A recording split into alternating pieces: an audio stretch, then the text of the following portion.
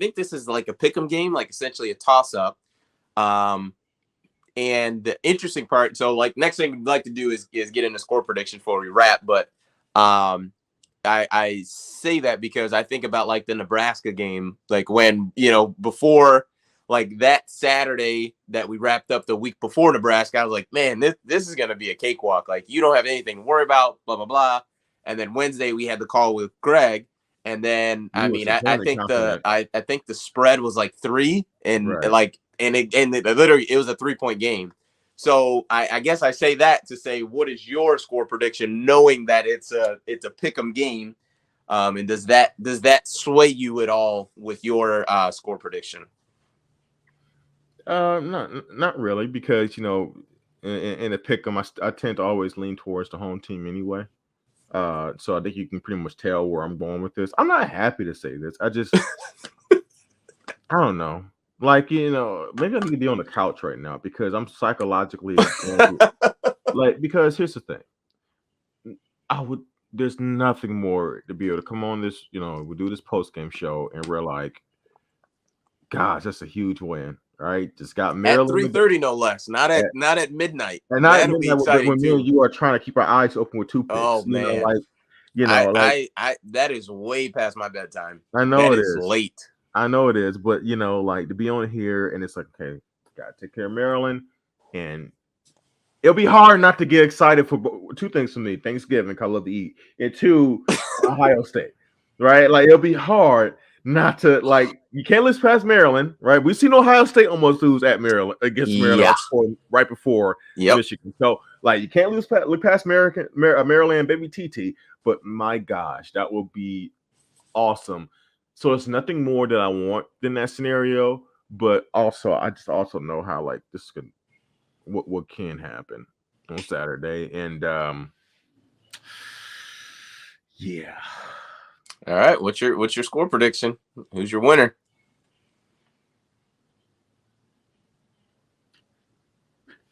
You know what?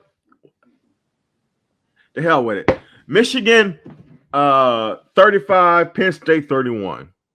Ooh, okay. 35-31. Does that mean Cade is just dialed in and chopping them up, going for another 300? Cade has his game, the game of his Michigan career. Maybe not in terms better than Michigan State. Better than Michigan State, and maybe not necessarily in terms of pure statistics, but efficiency. Okay, I can live with that. Yeah, I'm gonna go Michigan 35, Penn State 28. I think Michigan, and maybe I'm putting a lot of faith in Dax Hill, but I'm hoping that with Dax Hill back there at safety, that they'll be able to limit Jahan Dotson. I think he's that good that you're not going to stop him, but to be able to limit him, and I just think about the 2 defensive ends that you have with Aiden and Ojabo, who shout out to Corey. I don't know if he's on right now, but Corey had texted me that Mel Kiper just did his mock draft, and I'm not shocked. Ojabo is number 10 on his big board, which is impressive. Super impressive. He should. So now I will say this real quick. I'm sorry to cut you off. Now the thing that, because I expected like Ojabo like to just shoot up the boards. I mean, his productivity, has been immense this season. Now the question I do have, and he has all the intangible, the measurables. By the way, he's 6'5", 260. So I mean, he's a beast. So, but my question, and I don't have the film breakdown, and I'm by no means am I some scout, is his production is it being based on the attention that Aiden gets, or is it his own like physical ability? You know what I'm trying to say? How much? I'm pretty sure the answer is there's some weight in both of those, but it will be interesting. Look, I'll take him in Detroit. Remember that scenario that I brought up? Sorry, the 15 seconds of our own personal Lions plug. I was willing to, use a future assets to trade back up and get Aiden, because we're going to get, what's up? Kayvon Thibodeau. Thibodeau. Maybe Thibodeau and Ojabo. Maybe get him in the late first round. I don't know. But I know you said Mel got him in top 10, whatever. The point is, no, Ajabo deserves it. I mean, he's played well. But I do wonder about that. I think, you know, with most things, I think it's combo meal. If I had to weight them, I would probably say it's 60% attention Aiden gets and 40% Ojabo. And not that, you know, not that he wouldn't be good if Aiden didn't get as much attention, but I think part of it is just taking advantage of what he's getting. Like, you get one-on-one matchups, you got to take advantage of them. Like, there's plenty of guys who have worn the maize and blue who didn't take advantage of those things. We won't say any names, but you know, Ojabo's doing a phenomenal job. You talking about 52 for Green Bay? And Michigan has a hellacious pass rush, and I just think I don't even know if Sean Clifford played last week. Did he play on Saturday? I think he did. But so. Nonetheless, I mean, it's going to be a scary proposition, you know, with 97 and 55, you know, bearing down on you, and you know, I think they have the pass rush to be able to limit that passing game, because I don't think Clifford's going to have, you know, time to get back on a, you know, 5 and 7 step drop to try to hit Dotson deep. So, yeah, I think it's probably like 60-40, but I say that in not trying to diss Jabo in any way. He's an extremely talented player. And, you know, at the end of the day, that's how you make yourself millions, is by taking advantage of the opportunities that you get. So, yeah, I mean, he's doing that, and he's about to be drafted top 10 if Kuiper's correct, and make millions of dollars when he signs his name on the dotted line. Well, so that'll be cool. I think he's been more productive than Kwity Paye was, you know, and that's no diss towards Kwity Paye. You know, Kwity Paye won the first round last year, you know, and I'm not saying Kwity Paye wasn't productive for Michigan, but like we talked about it all last year. We're like, man, Kwity Paye's being mocked in the early for like top 10, you know. At one point he was like top 7 in the draft last year. But Kwity had missed some games though. He didn't play in every game. No, I know, but I just like I never saw, like, I feel like Ajabo makes him play every game.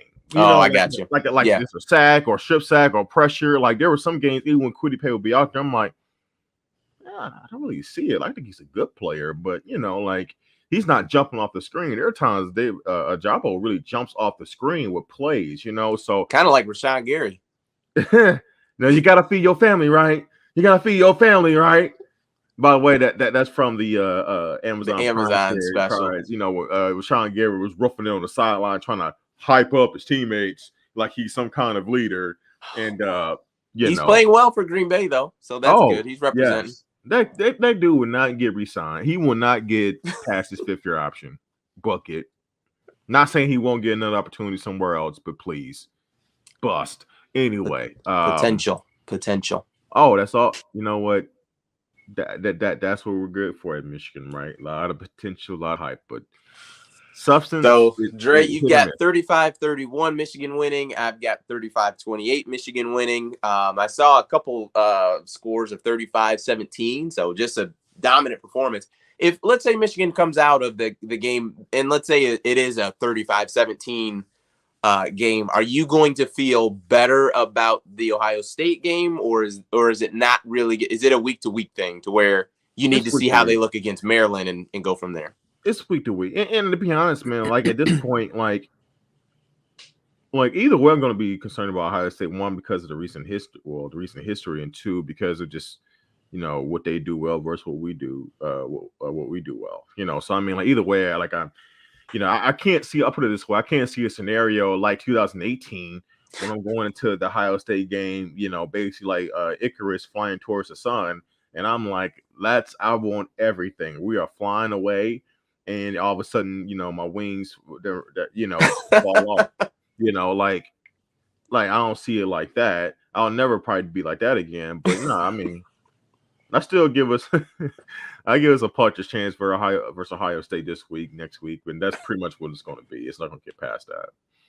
Okay, it'll be interesting. So you'll be cautious no matter what, which I think that's probably a good space. I think it's a responsible thing to do. No, but you know, you think that now. You didn't think that 3 years ago.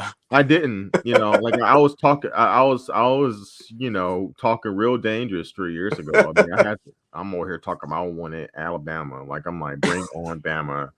You know, I don't think I've ever been that like excited as a Michigan fan where I felt the joy in my heart You know, like I literally felt that like maize and blue was pumping through my veins, and like I saw that shiny trophy, the Dr. Pepper trophy. I saw everything, and nothing. I wanted everything. Like I felt like this is it, and this is how I know how happy I was. And guys, this is what Desmond says to me. We're on the phone, and he says,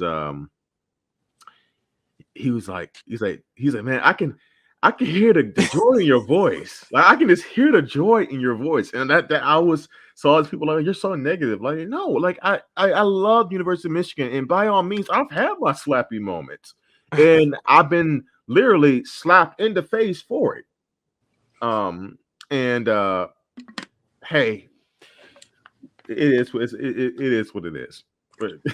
Things did. I mean, the things that were trending before that game though were like very positive. Ohio State had just had a near loss. Like if a quarterback doesn't one hop a wide open 2-point conversion play, Ohio State loses that game. Michigan came off of an Indiana win. I can't remember who you played, but kicked their butts. At that point, you were 10-1.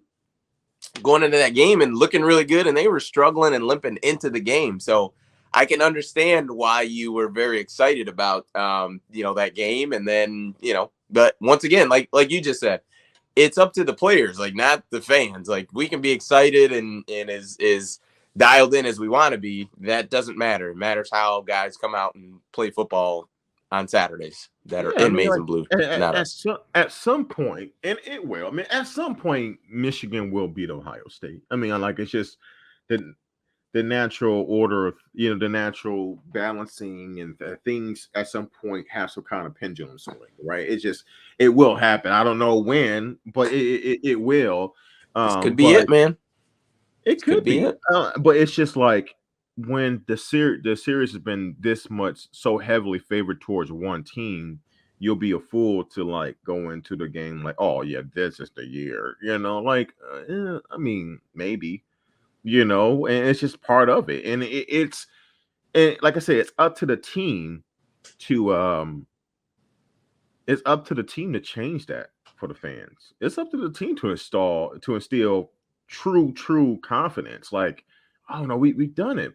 We can do this, right? We can do this. We've done it, dude. Like the last time we beat Ohio State was in 2012, where it was literally like that's barely a real season, right? That was Luke Fickell, right?